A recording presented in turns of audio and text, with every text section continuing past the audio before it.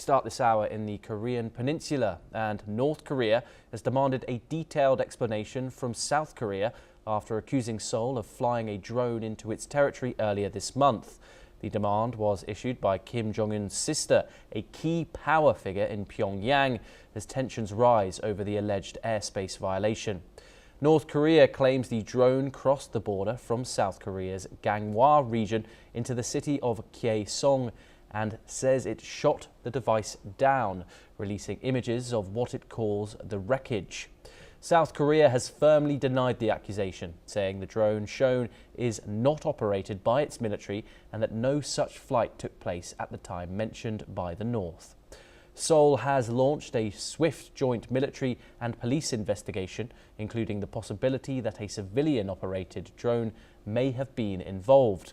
South Korean officials warn that if civilians were responsible, it would represent a serious threat to national security and stability on the Korean Peninsula. The incident comes amid heightened sensitivity over drone operations, as South Korea's former president is currently on trial over allegations he previously ordered illegal drone missions into the north.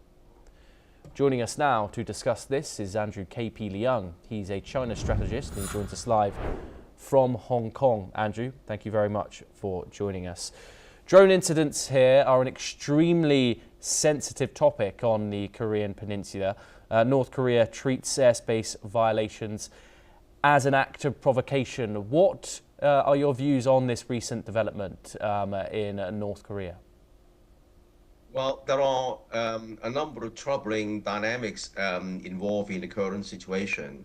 The first one, of course, is the North Koreans increasingly pivoting to developing its own nuclear weapons and long-distance delivering systems, firing missiles mid-range and developing a long-range missile with a target reaching the United States, because the United States is seen by North Korea as an existential threat.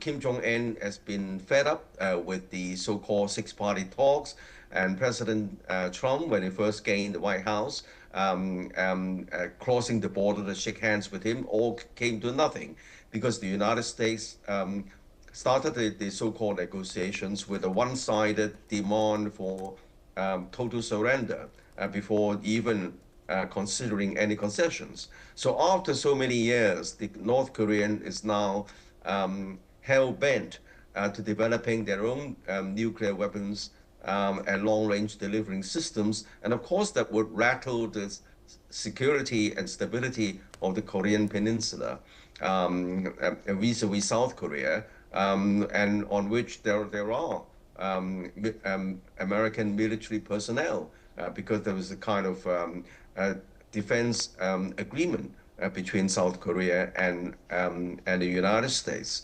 And of course, that the other dynamic, of course, is the recent election.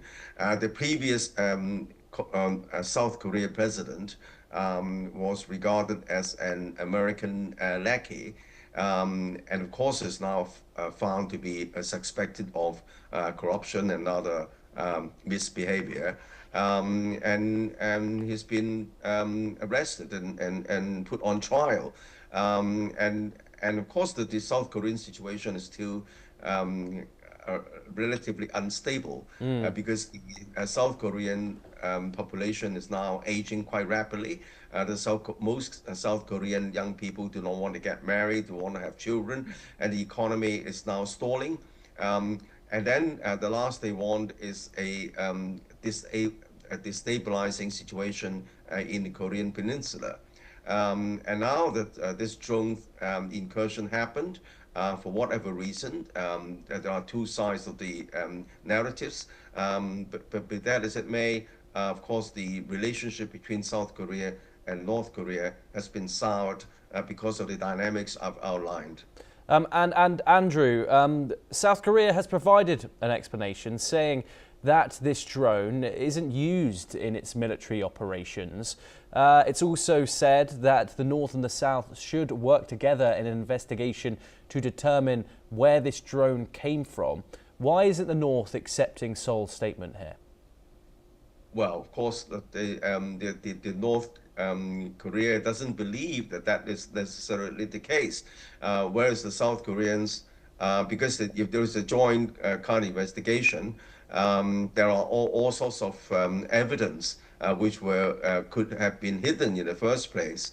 But the North Korea, of course, is hell bent in maintaining its own trajectory, developing the nuclear weapons, and of course the South Koreans don't like it, and so there is a basic misunderstanding, or also lack of trust between the two regimes. And of course, we're now around 7 months into the South Korean leader's new tenure, Lee Jae-myung, who said one of his objectives was to warm the relations between Pyongyang and Seoul. However, the North continues the rhetoric that South Korea, it still remains its #1 adversary. Why is Kim Jong-un so reluctant to warm the ties on the Korean Peninsula? Well, let's not forget in South Korea, many years ago, there was a kind of unification kind of ministry, and both sides were touting the possibility of a unification at some point. But I think that this prospect doesn't appeal to the Kim Jong-un regime anymore, because Kim's regime believed that unification can only mean giving up their own communist ideology, and also their rule of the Kim dynasty. So I don't think that the unification is of any attraction to North Korea under Kim Jong-un. And Kim Jong-un want to maintain, to prolong, and also hopefully sustain the long-term rule of his family. He's now nurturing his possible successor, or at least main lieutenant, his daughter, who appears alongside with him on all and sundry, however important the occasion, even military drills.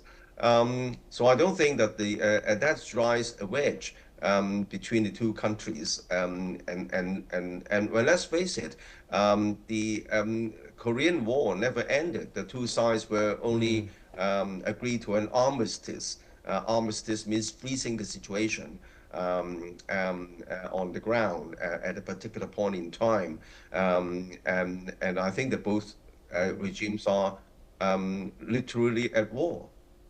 Yes, Andrew KP Leung, do stay with us as we move to Southeast.